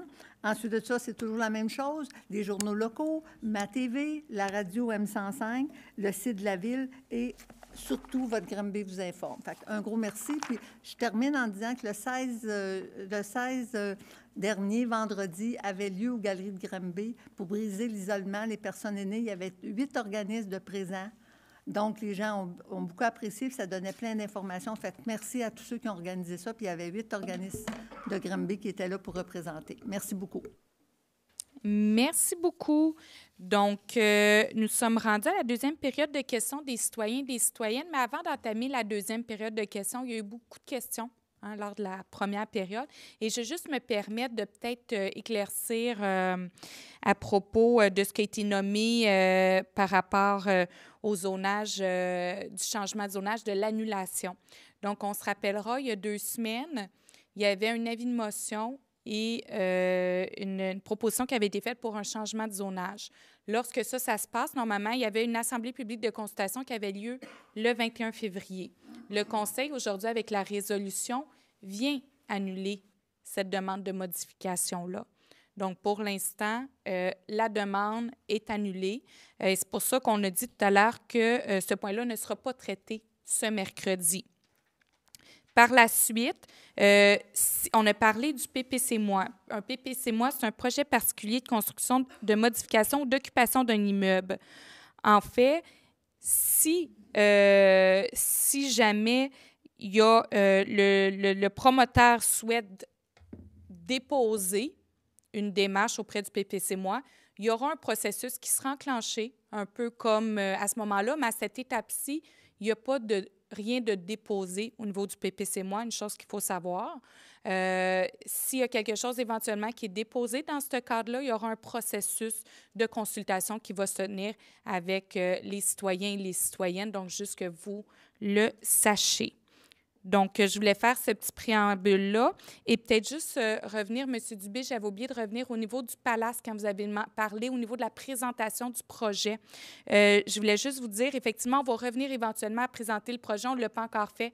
On est encore en train de travailler avec le ministère. Donc, quand on va savoir que le projet va être assez avancé, on va, oui, effectivement, le présenter aux citoyens et citoyennes. Et M. Lemay m'a transmis le lien de ce que vous avez parlé. Là, donc, on va regarder, voir si c'est possible ou pas de mettre ça en place. Donc, on entame la deuxième période de questions des citoyens et des citoyennes. Comme à l'habitude, vous présentez au micro, vous nommez votre nom, votre district. Et le tout dans le respect, comme à l'habitude. Bonjour, Francis Vincent, District 3. Bonsoir. C'est une sage décision que vous prenez.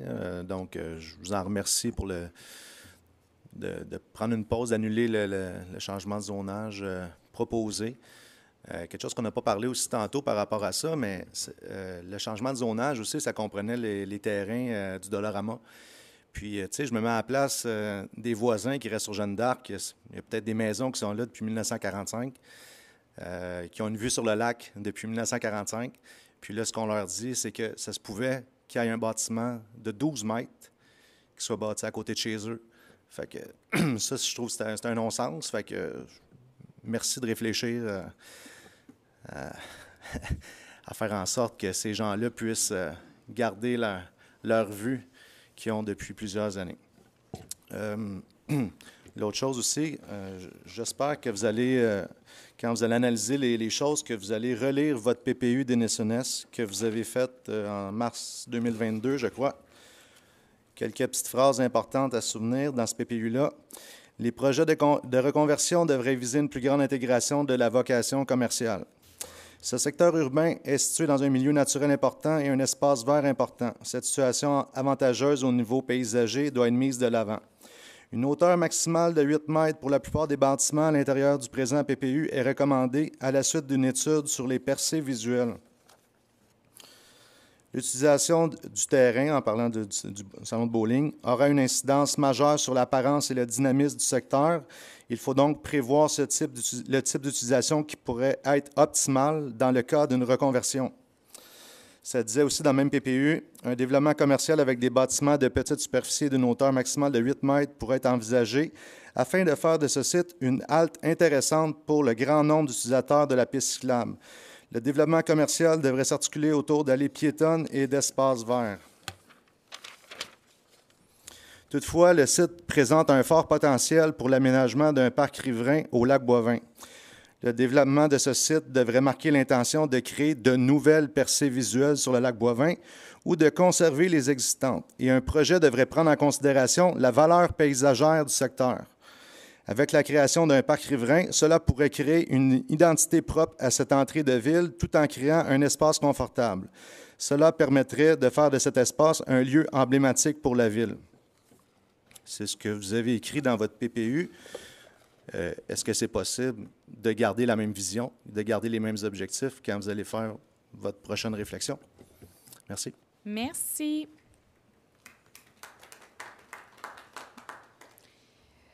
Est-ce qu'il y a d'autres questions des citoyens ou des citoyennes? Là, vous voyez, il ne faut pas attendre les projets parce qu'on est arrivé à une marchette à un moment donné. Il faut les faire, les projets. Bon. Vous êtes correct, M. Dubé, là? Échange B, quartier 2. C'est bon. Suite à un article de la Coop d'information concernant les achats chez Amazon des villes du Québec, on s'aperçoit que Granby est un gros consommateur d'Amazon. On ne peut pas dire que c'est exceptionnel, hein, on est tous là-dessus. Mais où ce que je trouve un petit peu boguant, c'est que je vois passer dans les résolutions des dizaines de milliers de dollars qu'on donne à Commerce Touriste Granby pour relancer justement notre commerce local. Et la MRC au Yamaska, de son côté, fait la même chose. Donc, je trouve qu'il y a un petit peu d'incohérent dans la situation. La chose aussi qu'on apprend, ça je ne le savais pas, c'est que 1 $ qu'on dépense dans nos commerces locaux, il y en a 66 sous qui reviennent ici. Puis quand on fait le commerce avec Amazon, c'est à peu près 6 sous. Pour donner un exemple, à Granby, on a dépensé en 21 mois 40 000 $. Puis Québec, 7 575 $. Moi, je me suis amusé à jouer avec les chiffres au prorata de la population. Ça veut dire que si Granby aurait dépensé la même chose que Québec, on aurait dû dépenser à peu près 963 $. Puis Montréal, qui est de la métropole du Québec, eux autres, si on consommerait la même chose qu'au prorata, c'est 25 000 $ qu'on aurait été sous Amazon. Votre confrère à Québec, eux autres, ils ont réglé le problème, c'est que à toutes les fois que les fonctionnaires font un achat, puis que Amazon apparaît ou eBay, ça bloque. Donc, ma question serait, est-ce que vous pourriez faire la même chose au niveau de Granby? L'autre chose, il y en a qui pourraient dire, oui, mais c'est parce que Amazon, c'est vraiment un meilleur marché. Mais selon des études, c'est que c'est vrai que c'est un meilleur marché quand on achète individuellement, là, monsieur et madame tout le monde. Mais quand on achète en gros lot, la différence est minime. Donc, ma question, est-ce qu'on pourra faire comme à Québec, qu'un haut fonctionnaire prendrait la charge des achats à Granby, puis dire, bien, regarde, on va acheter sur Amazon seulement quand on ne peut pas s'approvisionner dans le local. Ma question. Bien, effectivement, je peux vous dire, j'ai été aussi surprise par les chiffres lorsque je les ai vus. Et ce n'était pas tant une volonté du conseil municipal de dire on achète à Amazon, ce n'est pas ça du tout. Ce que je peux vous dire, c'est que depuis, ça a été mentionné à l'administration de privilégier les entreprises locales, parce qu'effectivement, nos entreprises payent des taxes ici même à Granby, puis on doit les encourager, à moins que ça soit complètement impossible d'avoir accès à quelque chose, mais de privilégier l'achat local.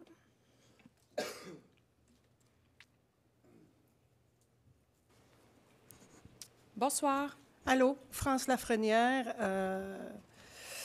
Rue Glen, citoyenne de Granby. J'aime bien ça, dire citoyenne de Granby. Je trouve ça le fun. J'aimerais peut-être comprendre la raison pour laquelle je peux comprendre qu'un timbre-poste ou poster individuellement à plein de gens de l'information, ça peut devenir un peu rushant là, au niveau des secrétariats et autres. Est-ce qu'il serait possible d'utiliser les babillards électroniques que vous avez en ville, dans la ville, un peu partout, qui sont dans des coins où on attend souvent des lumières rouges, puis que la seule chose qu'on a à regarder, à part les gens autour, les voitures, ça nous permet de nous informer aussi. Moi, je les regarde souvent parce que ça fait partie du devoir du citoyen aussi de s'informer. Mais ce n'est pas tout le monde qui a le réflexe, je dirais, intellectuel ou autre, d'aller chercher sur Internet telle chose au conseil, c'est décider quoi. C'est presque un réflexe qu'on apprend. Donc, c'est un réflexe qui est conditionné. Alors, la plupart des gens ne sont pas, je dirais, sensibilisés à cette forme de démarche-là.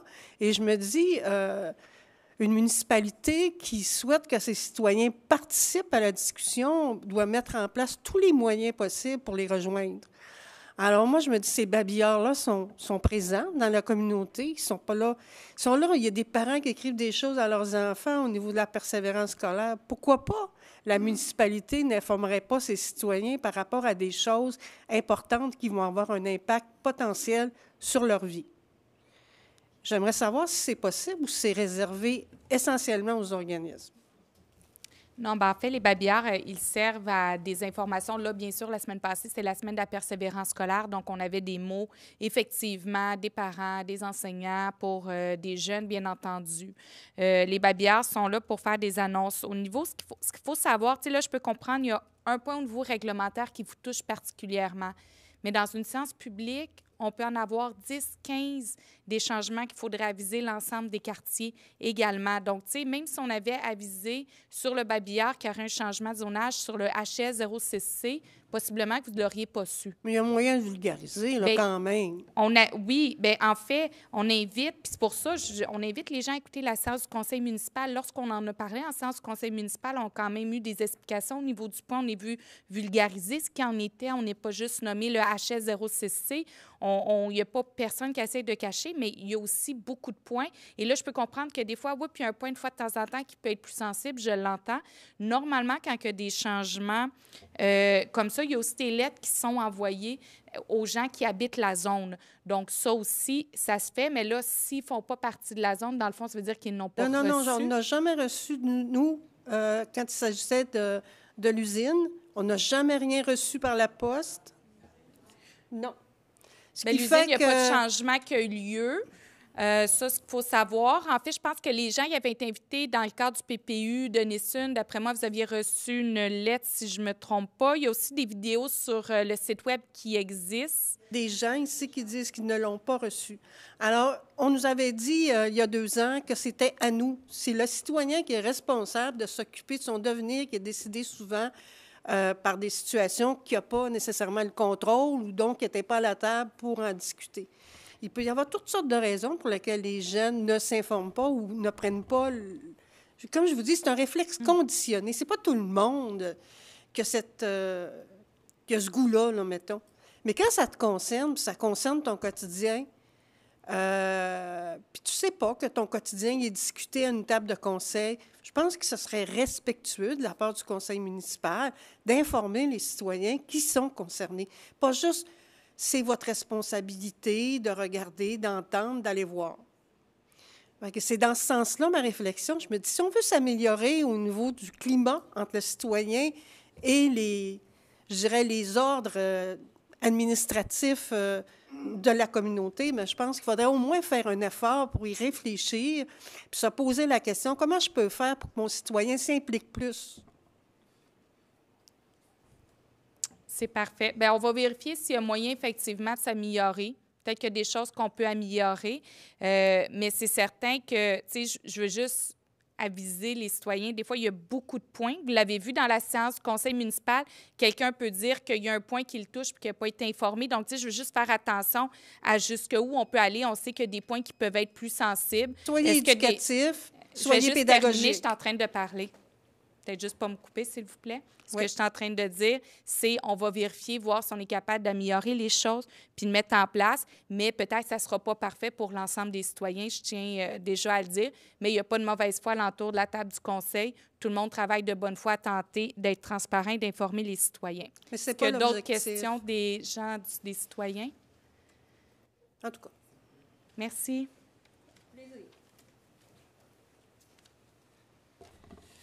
Mesdames et messieurs, bonjour. Rebonjour, c'est Jawad Kabi, District 8 et ancien candidat maire de Granby pour celui qui ne me connaît pas encore, malgré qu'il me connaît. Alors, je suis juste très vous dire, content. Monsieur El Kabi, si vous n'êtes pas candidat maire et si vous êtes un citoyen qui venait poser des questions. Non, madame, c'est pour ça. Alors, je vais sortir les règlements et je demande aux personnes de la diversité qu'ils viennent ici, qu'ils se représentent. Ils ne doivent pas avoir peur. Pourquoi? Parce que mon avocat, il m'a dit, la Charte des droits et libertés de la personne, toute personne est titulaire des libertés fondamentales, telles la liberté de conscience, la liberté de religion, la liberté d'opinion, la liberté d'expression, la liberté de réunion pacifique. Toute personne a droit à la sauvegarde de sa dignité, de son honneur et de sa réputation.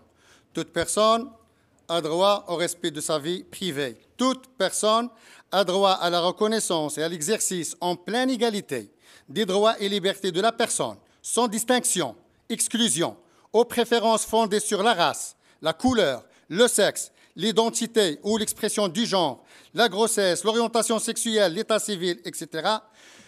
Point 10 de cette charte, point 1, nul ne doit harceler une personne en raison de l'un de ces motifs visés dans l'article 10.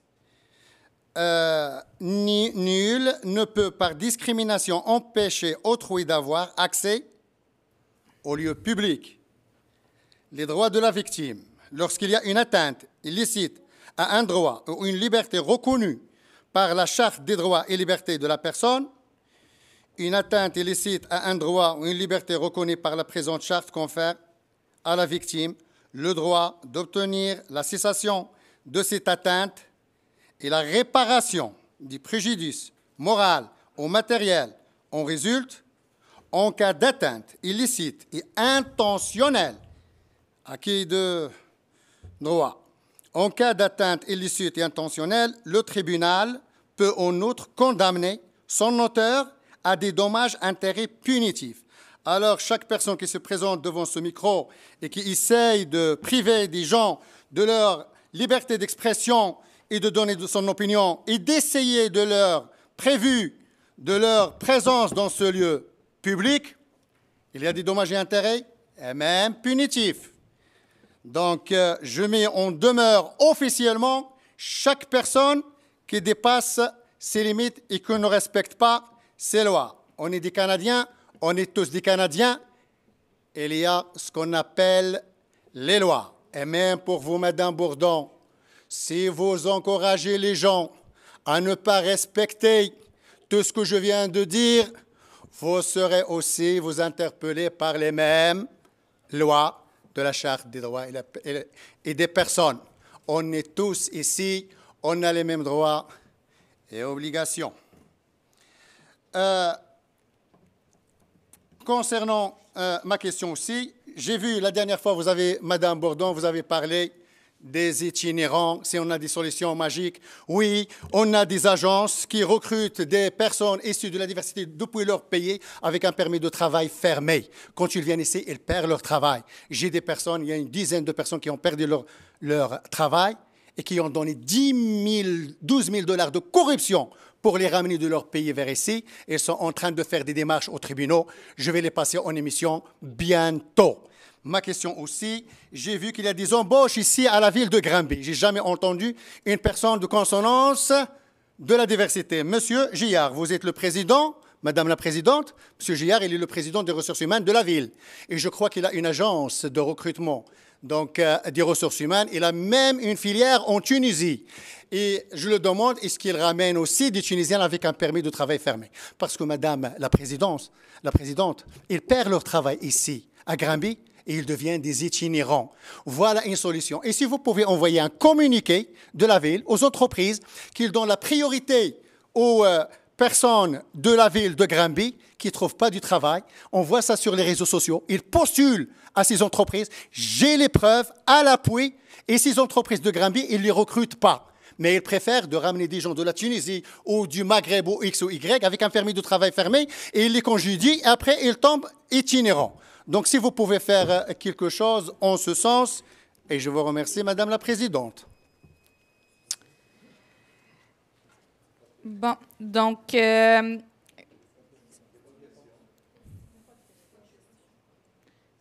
si vous avez des plaintes à faire, ce n'est pas ici que vous devez les faire. Vous pouvez les faire à la Commission municipale du Québec. Donc, si vous trouvez qu'il y a des cas de discrimination, qu'il y a des cas de manquement de liberté d'expression, il y a la Commission municipale du Québec qui existe. Puis ici, vous êtes là pour poser des questions. Et là, ce que vous venez faire, c'est des commentaires, dont des éléments qui ne concernent pas le monde municipal, parce qu'au niveau des permis de travail, ce n'est pas la Ville qui gère les permis de travail. Donc, voilà. Est-ce qu'il y a des questions des citoyens et citoyennes? Oui. Nathalie Lapalme, sur les rues Jeanne d'Arc. Je vais lâcher le lac Boivin. Je vais parler d'itinérance. Je suis native de Granby. Dans ma jeunesse, lorsqu'on s'assoyait sur la rue principale, on se faisait arrêter par les policiers et on devait circuler. On n'avait pas le droit de consommer de boissons alcoolisées non plus. Je vois régulièrement des gens, oui, vous avez aménagé le centre-ville, il est très beau. Par contre, ça l'amène des gens à être assises toute la journée à certains endroits et ils consomment. Et je vois régulièrement des policiers passer outre. Donc, je me demandais si c'était rendu normal de consommer de l'alcool sur la rue principale de Granby, parce que je le vois régulièrement. Donc, c'est une de mes questions. Peut-être, je ne sais pas c'est quoi le règlement à cette heure, mais moi, j'en vois très souvent. L'itinérance, c'est un problème partout, mais je pense que si on pourrait au moins régler la consommation, ça aiderait. Merci. Le règlement est encore en vigueur et sachez qu'il y a des intervenants... il y a des intervenants au niveau du CIUS qui travaillent sur le terrain. On a des policiers également qui travaillent sur le terrain. C'est sûr qu'il faut travailler la cohabitation sociale. Je l'ai mentionné, ces gens-là, non, techniquement, ils n'ont pas le droit de consommer sur la rue. C'est le règlement municipal, mais il y a quand même une certaine cohabitation sociale qui existe. Ces gens-là, c'est des êtres humains, c'est pas juste des animaux qu'on peut tasser ou quoi que ce soit. Donc, mais vous savez, on a eu un forum sur l'itinérance à l'automne dernier et on est en train de travailler sur un plan d'action municipal au niveau de l'itinérance présentement. Donc, pour arriver avec des actions concrètes, mais comme vous l'avez mentionné, c'est partout au Québec. Il y a des enjeux qui sont majeurs à ce niveau-là. Merci. Est-ce qu'il y a d'autres questions des citoyennes et citoyens? Bonsoir. Bonsoir. Mesdames, Messieurs, mon nom est Pierre-Albert Morin, du 445 rue Héroïne, quartier 5 de M. Lacasse. J'ai une question que je ne comprends pas ce qui se passe au niveau de la rue Héroïne, en s'en allant vers la rue Lindor. Le déboisement qui se fait là-dedans, là, c'est affreux. Je ne sais pas s'il y a quelqu'un qui surveille ça. Il y a de la machinerie dans les choses. On m'a dit que c'était un parc qui était supposé se faire pour donner à la ville éventuellement, mais de la manière que je vois ça, c'est un déboisement pur et simple. Et plusieurs gens de mon quartier et même de l'autre partie de la ville m'en ont parlé, puis ils disent parlez-en donc un peu parce que ça n'a pas d'allure. Je trouve ça aberrant. OK. Et on va vérifier, Monsieur Morin. Je ne suis juste pas certaine de l'endroit exactement que vous parlez. L'endroit, ça appartient à un ancien maire. On va vérifier ça. Je n'aimerais pas de nom, mais on sait qui. Qui n'était pas dans les 4 derniers mandats, c'est ça? C'est ça. D'autre part, le point 9.1 que vous avez, qui touchait le coin d'alentour du lac, je pense que ça touchait même plus que le quartier le quartier de M. Lemay, je crois que c'est le quartier 3, là. Ou dans ce coin-là, là. En tout cas, excuse-moi, mais ça touchait plus que le quartier de ces gens qui sont venus parler ici. Mais ça touche toute la ville. Ça touche ceux qui se servent du contour du lac Boivin, qui viennent se prélasser autour du lac Boivin, parce que souvent, il n'y a pas d'autre place que pour se prélasser comme on a une très belle place, une très belle avenue pour amener du tourisme, qui est notre force, le tourisme, et pourquoi pas continuer à augmenter cette façon de faire. Puis je me suis toujours posé la question à ce sujet-là, pour quelle raison que Mme Baudin s'était retirée de cette information-là, du point 9. Bien, elle l'avait dit la dernière fois, là, oui. C'est un enjeu contractuel avec un des... S'il n'y a pas de... C'est toujours dans le but d'éviter les apparences de conflit. Puis, tu sais, sachez qu'à Mme Baudin se retire ici, elle se retire également à l'entour de la table du conseil municipal lorsqu'on parle du point, là, bien entendu. Bon, ça, je comprends, mais je veux juste avoir ça, parce que, étant donné que je ne voyais pas de conflit, alors, étant donné que c'était pas le projet, il n'est pas sur la table, en ce que je sache, en tout cas. Et, entre autres, bien, je voudrais féliciter les organisateurs du festival qui a eu lieu en fin de semaine.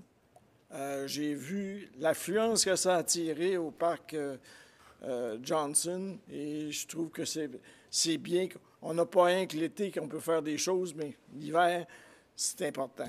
Merci beaucoup. Merci Bonne soirée à vous. Merci. Donc, est-ce que, si on n'a pas d'autres questions dans la salle, on va y aller avec les questions par courriel. Est-ce qu'il y a d'autres questions par courriel? Pas d'autres questions. Donc, c'est la levée de la séance proposée par M. Giard, appuyée par M. Lemay. Merci à tous. Bonne fin de soirée.